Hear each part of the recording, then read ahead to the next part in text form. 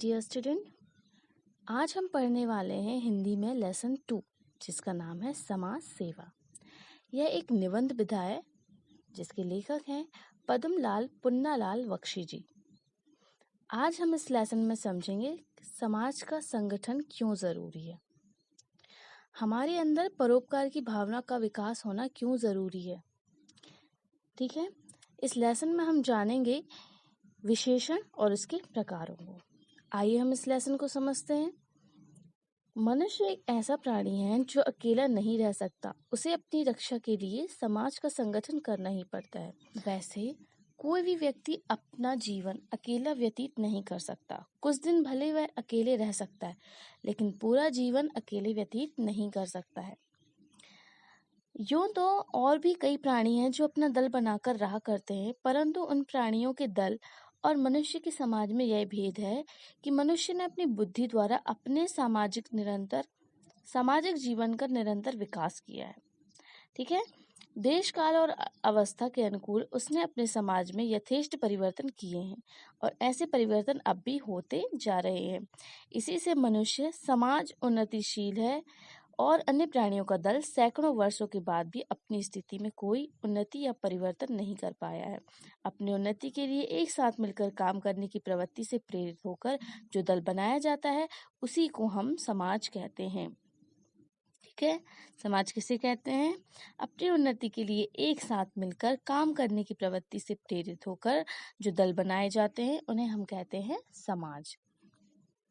समाज के भीतर समता का भाव आवश्यक है। समता मतलब होता है समानता। ठीक है, जहाँ समानता नहीं होती है वहाँ पे कोई भी चीजें नहीं होती हैं। ठीक है, जहाँ समानता का अभाव है वहाँ समाज में दृढ़ता नहीं होती है, क्योंकि किसी प्रकार की असमानता होने पर, भेदभाव होने पर या पारस्परिक ईर्ष्या, द्वेष, जलन ये सब भाव यदि होते हैं तो क्या होता है कि समाज आगे नहीं बढ़ पाता। हर एक व्यक्ति एक दूसरे की टांग खींचने पे लगे रहता है, तब उनमें फूट भी पैदा होगी और एकता का क्या होगा? नाश होगा, जिससे समाज की अवनति होगी। यहाँ पे उन्नति का विलोम दिया है अवनति। समाज की अवनति होने पर व्यक्ति विशेष की अवनति भी अनिवार्य है। यदि समाज ही नहीं रहेगा तो व्यक्ति विशेष की क्या वैल्यू रह जाएगी। सच तो यह है कि समाज और व्यक्ति का पारस्परिक दृढ़ संबंध होता है। एक की उन्नति दूसरे की उन्नति है, ये याद रखिए। यदि आप किसी समाज में रह रहे हैं तो यदि समाज की प्रतिष्ठा बढ़ती है तो आपकी भी प्रतिष्ठा बढ़ेगी।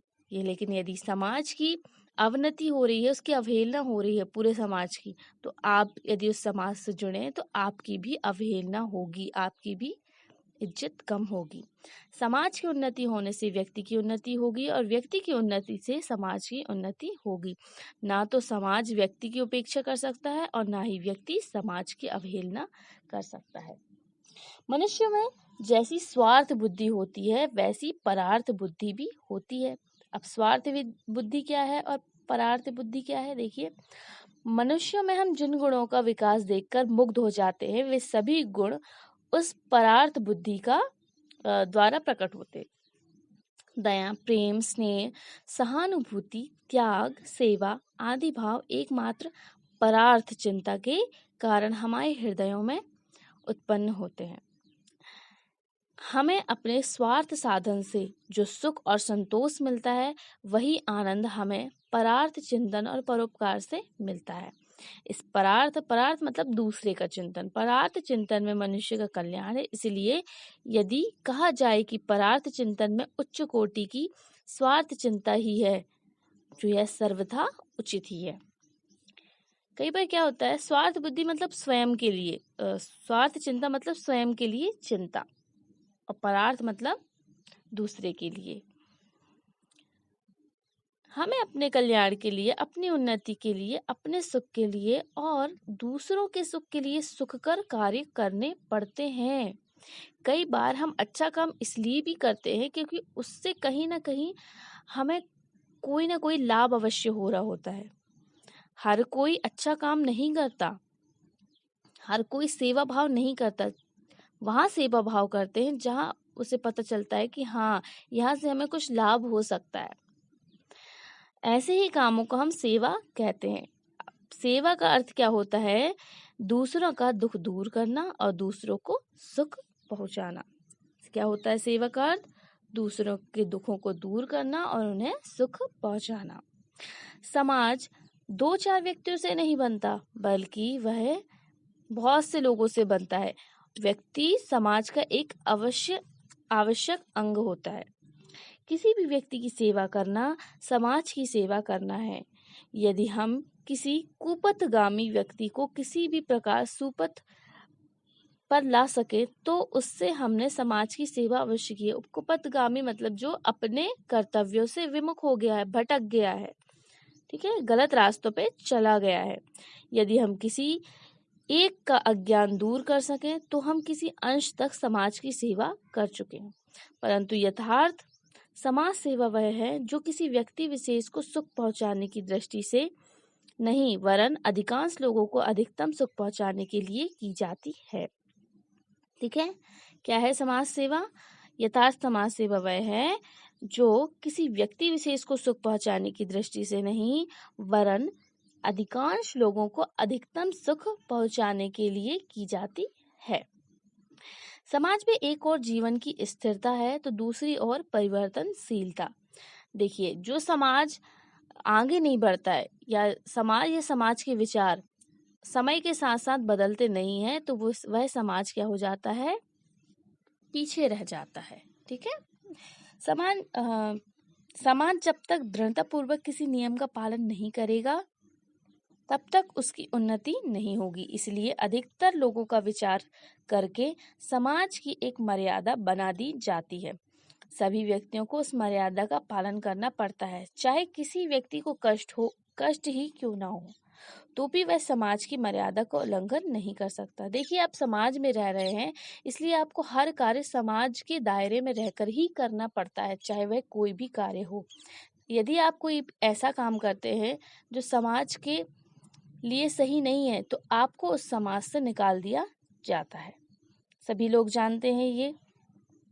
यदि वह ऐसा करेगा तो समाज द्वारा निंदनीय होगा। अधिक की भलाई का ध्यान रख हमें उसके लिए एक की भलाई की चिंता छोड़नी पड़ती है। परंतु कुछ समय के बाद अवस्था विशेष में परिवर्तन होने के कारण समाज में दोष उत्पन्न हो जाते हैं। तब उन दोषों को दूर के लिए समाज की मर्यादा भंग करनी पड़ती है और फिर नई मर्यादा बनानी पड़ती है।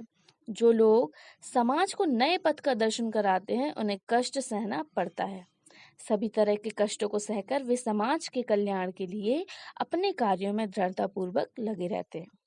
अंत में अपनी सत्यता के कारण उन्हें विजय लाभ होता है और वे समाज के सुधारक कहे जाते हैं। वे सभी समाज के सेवक होते हैं। आपने भी बहुत सारे समाज सुधारकों के नाम सुने होंगे। तो वे ऐसे ही समाज सुधारक नहीं बन गए, उन्होंने अपने जीवन में बहुत से कठिन परिश्रम किए हैं, बहुत चीजें सही हैं, इसके बाद आज वे समाज सुधारक बने। जैसे भीमराव अंबेडकर, उन्होंने अपने जीवन में बहुत सी चीजें सही है, तब इतनी चीजें सहने के बाद वह दृढ़ता पूर्वक उसी कार्य में संलग्न रहे, तब जाकर वे आज समाज सुधारक कहलाए। समाज में समता का भाव होने पर भी सर्वत्र विषमता ही देखी जाती है। समाज में दीनों मतलब गरीब, दीनों और दुखियों का अभाव नहीं रहता। आपने देखा होगा हर समाज में दीन और दुखी रहते ही हैं। कुछ लोग अंगहीन होने के कारण असहाय है। अंगहीन मतलब जिनका कोई एक अंग नहीं हो। कुछ लोग बिल्कुल अनाथ हो गए हैं। कुछ लोग अज्ञ होते हैं। अज्ञ का अर्थ होता है अज्ञानी या मूर्ख। कुछ लोग कुपथगामी होते हैं। कुपथगामी मतलब कुमार्ग पर चलने वाले। इन सब की सेवा करना, इन सब के हित के लिए काम करना समाज सेवा है। इस देश के समाज में आजकल गरीबों के उत्थान की जो चेष्टा की जा रही है वही समाज सेवा ही है। उसी प्रकार नारियों की दुर्वस्था दूर करने के लिए या कुष्ठ आदि रोगग्रस्त लोगों की यातना दूर करने के लिए चेष्टाएं की जा रही है। दुर्वस्था मतलब होता है बुरी हालत, दुहूधन अवस्था। यहाँ पे संधि विच्छेद हुआ है दुर्वस्था का, धूधन अवस्था रा जो है विसर्ग में परिवर्तित हो गया है। ये सभी समाज की सेवाएं हैं। देश के सभी सक्षम नवयुवकों का यह कर्तव्य है कि वे ऐसी सेवाओं में भाग लें। इससे समाज की उन्नति होगी, साथ ही साथ अन्य लोगों में उच्च गुणों का विकास होगा। इसलिए हमारे शास्त्रों में कहा गया है कि पर सेवा से बढ़कर कोई सेवा नहीं है। तो आपको समझ में आया दूसरों की सेवा करना क्यों जरूरी है? क्योंकि दूसरों की सेवा करने पर जो आनंद की अनुभूति होती है हमें, वह किसी भी कार्य को करने पर नहीं होती है। दूसरों की सेवा करना बहुत ज़्यादा ज़रूरी है। दूसरों की सेवा हम सिर्फ पैसे देकर नहीं कर सकते हैं। यदि हमने किसी एक व्यक्ति को अपने वचनों से या अपने कर्मों से सुधार दिया, तो वो भी एक प्रकार की समाज सेवा ही होगी। आई होप आपको ये लेसन समझ में आया होगा। वीडियो को लाइक करना बिल्कुल ना भूलें।